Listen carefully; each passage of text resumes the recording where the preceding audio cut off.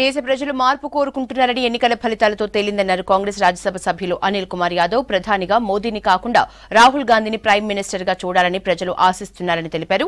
BRS BJP చీకటి ఒప్పందంతో రాష్ట్రంలో కమలం పార్టీకి ఎక్కువ సీట్లు వచ్చాయన్నారు. రాహుల్ పాదయాత్రతో దేశంలో మార్పు మొదలైందన్నారు అనిల్ కుమార్ యాదవ్.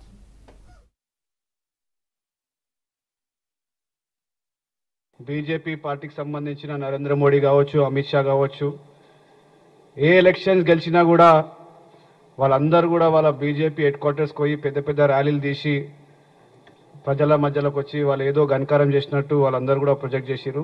ఇప్పుడు కూడా అదే బాధ్యత తీసుకొని, అదే నైతిక బాధ్యత తీసుకొని ప్రధానమంత్రి నరేంద్ర మోడీ గారు రాజీనామా చేయాలని కూడా వాళ్ళని కోరుకోవడం జరుగుతుంది. ఎందుకంటే భారతదేశ ప్రజలందరూ కూడా ఒక మార్పు కోరుకుంటున్నారు. ఆ మార్పే మా ప్రియతమ నాయకుడు రాహుల్ గాంధీ గారు. ఎందుకంటే ఈరోజు కన్యాకుమారి నుంచి కాశ్మీర్ వరకు రాహుల్ గాంధీ గారు చేసిన భారత్ జోడో యాత్రనే ఈరోజు భారతదేశం మొత్తం కూడా ఒక మార్పు కనిపిస్తుంది.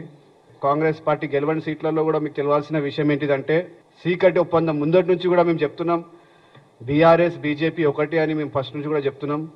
అదే ఇప్పుడు మళ్ళీ జరిగింది. ఎందుకంటే బీఆర్ఎస్ వాళ్ళు స్వయంగా దగ్గర ఉండి బీజేపీని గెలిపించిన సీట్లు అవన్నీ కూడా మోడీ టైం అయిపోయింది, మోడీ గ్యారంటీ ఏదైతే ఉందో గ్యారంటీ పని అయిపోయింది, మోడీ టైం ఎక్స్పైర్ అయిపోయింది. రాబోయే మంచి రోజులు మొన్నటిదాకా మోడీ చెప్పింది వచ్చేది నాగే కాదు, ఇప్పుడు నిజమైన మంచి రోజులు భారతదేశంలో కనిపించబోతున్నాయి.